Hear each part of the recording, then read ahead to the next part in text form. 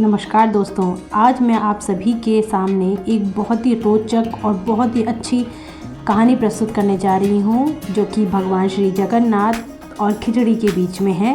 वैसे तो जगन्नाथ यात्रा शुरू हो चुकी है और ये कहानी आपको मैं इसलिए सुनाने जा रही हूँ क्योंकि भगवान श्री जगन्नाथ जी को खिचड़ी का भोग बहुत ही प्रिय होता है। तो चलिए समय को बर्बाद नहीं करते हैं और शुरू करते हैं। खिचड़ी खाने के लिए श्री मंदिर छोड़ गए थे भगवान। जानिए जगन्नाथ जी के भोग की प्रसाद की कहानी। रथ यात्रा की तैयारियां अंतिम पड़ाव पर हैं। इस समय भगवान जगन्नाथ श्री मंदिर में विश्राम कर रहे हैं और आषाढ़ अमावस्या को पुरी में नैनासार विधि की जाएगी। इस विधि में बीमारी से उठे भगवान श्री जगन्नाथ का फिर से श्रृंगार किया जाता है। उन्हें नए कपड़े पहनाए जाते हैं, श्रृंगार दर्शन कराया जाता है। इसके बाद रथ यात्रा निकाली जाती है, जो कि आषाढ़ शुक्ल द्वितीय तिथि को निकलती है। बीते 15 दिन से भोग स्वीकार नहीं कर रहे थे भगवान को रथ यात्रा की समाप्ति के बाद जब फिर से श्री मंदिर में स्थापित कर दिया जाता है, तो उसके बाद ही महाभोग और महाप्रसाद की परंपरा फिर से वर्ष भर के लिए शुरू हो जाती है। श्रद्धालु पहले की तरह भगवान श्री जगन्नाथ के दर्शन श्री मंदिर में कर सकते हैं।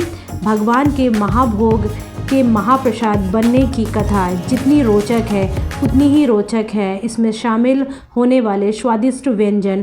महाप्रभु को 56 प्रकार के भोग लगाए जाते हैं, जिसमें कई सारे व्यंजन और खाद्य पदार्थ शामिल होते हैं।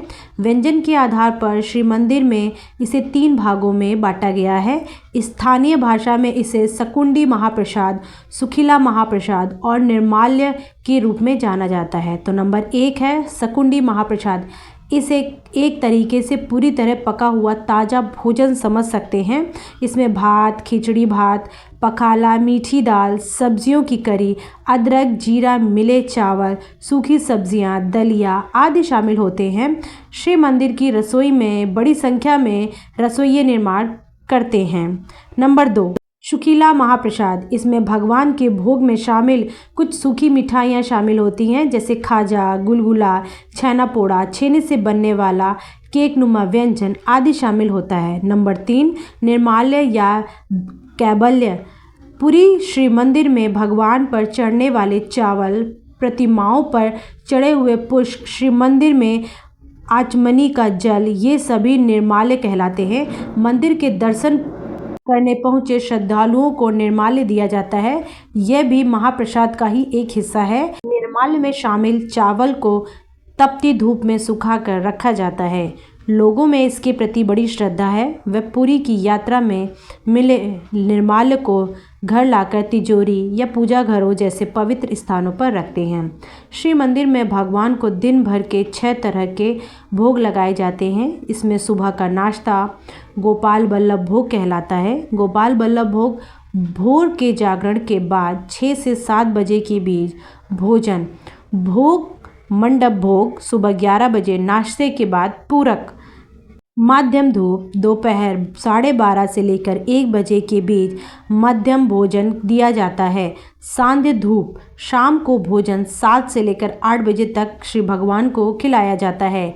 बड़ा सिंघाड़ा भोग देर रात 11 बजे भोजन। गोपाल बल्लभ भोग में भगवान को मखाना, गाढ़ा दूध, रबड़ी, नारियल से बनी हुई मिठाइयाँ, जिसे नदिया कोरा कहते हैं, दही, चीनी, चावल और पचीली कदली पके केले भोग में दिए जाते हैं। इसके बाद अगला भोग 10 बजे लगता है, जिसे सकल धूप कहा जाता है। इसमें व्यंजन से भरी एक थाल होती है और कई व्यंजन शामिल होते हैं। इसके लिए इसे राजभोग कहा जाता है। हालांकि यह पूरा भोजन नहीं होता है, बल्कि मीठे और नमकीन व्यंजन ही होते हैं। इसमें पिठापुली, काकातुआ, माथापुली, बूंदिया खेचुड़ी, नखुरा खेचुड़ी, सना खेचुड़ी, मैदा मुड़िया, अद्धा कनिया, तैला खेचुड़ी, मजरा खिचड़ी, दाल खिचड़ी शामिल है। श्री मंदिर में खिचड़ा या खिचड़ी सबसे खास है। कई बार श्रद्धालुओं का इसका विशेष प्रसाद भी दिया जाता है। माना जाता है कि एक बार श्री जगन्नाथ जी एक गरीब बुढ़िया के बुलावे पर उनके हाथों से खिचड़ी खाने के चले गए थे। यह कहानी एक भक्त श्रद्धालु कर्माबाई की है। कहते हैं कि श्री जगन्नाथ जी की भक्त कर्माबाई बहुत बूढ़ी थीं। वो बाल जगन्नाथ को बेटा मानकर पूजा करती थी। वह सुबह सुबह ही किसी बच्चे की तरह उन्हें तैयार करती और जल्द से जल्द खिचड़ी बनाकर खिला देती ताकि रात भर के सोए बाल जगन्नाथ को सुबह सुबह कुछ खाने को मिल जाए। इस बीच बूढ़ी माई को अपने स्नान का भी ध्यान नहीं रहता था। एक दिन कर्माबाई को किसी साधु पुजारी ने कह दिया था कि ठाकुर को भोग लगाती हो तो कम से कम स्नान तो कर लेना चाहिए। अगले दिन कर्माबाई ने साधु से बताए नियमों के अनुसार ठाकुर जी के लिए खिचड़ी बनाई। इस नियम पूजा पाठ में दोपहर हो गई। बूढ़ी माई ने खिचड़ी बनाकर ठाकुर जी को पुकारा। भूख से बेहाल बाल जगन्नाथ खिचड़ी खाने आए और बोले कि आज बहुत देर कर दी माई, मुझे तो लगा रूठ ही गई हो आप।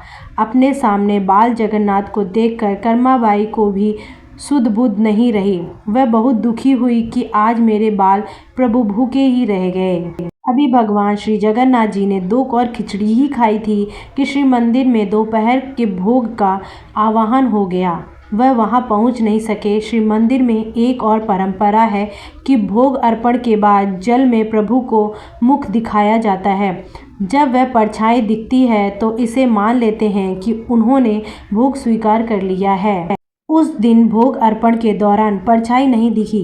पुजारी बहुत परेशान हुए। उन्होंने समझा कि मुझसे ही कुछ भूल हुई होगी, इसलिए दोबारा जल में मुख दिखाया।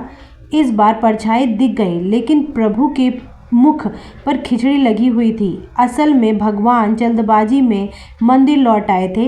यह बात पुरी के राजा तक पहुंच गई। राजा भी बहुत चिंतित हुए थे। उस रात भगवान श्री जगन्नाथ के सपने में राजा को दर्शन दिया और कहा कि जब मैं श्री मंदिर में था ही नहीं तो नज़र कैसे आता, मैं तो माई कर्माबाई की खिचड़ी खा रहा था। जब यह बात साधु को पता चली तो वह बहुत पछताया और उसने कर्माबाई से क्षमा याचना करते हुए कहा कि वह जैसे चाहें वैसे अपने बाल जगन्नाथ जी की सेवा कर सकती हैं। कहानी का यह आशय है कि भगवान तो केवल भावना देखते हैं। इसके बाद से पुरी में खिचड़ी का बाल भोग लगाया जाने लगा। श्रद्धालु इसे महाप्रसाद की संज्ञा देते हुए ग्रहण करते हैं। श्री मंदिर में लगने वाले भोग में सबसे बड़ा भोग महाद्य भोज है। इसमें भगवान को दोपहर का संपूर्ण आहार दिया जाता है। इसमें मुख्य भोजन मिष्ठान शीतल पेय के साथ ही भोजन के जो 6 रस होते हैं वह सभी शामिल होते हैं। तो ये कई तरह के भोग भगवान श्री जगन्नाथ जी को भोग प्रसाद लगाया जाता है। उम्मीद है कि ये कहानी आपको बहुत ही रोचक और बहुत ही अच्छी लगी होगी। तो मिलते हैं एक नई कहानी के साथ, नई जानकारी के साथ। धन्यवाद।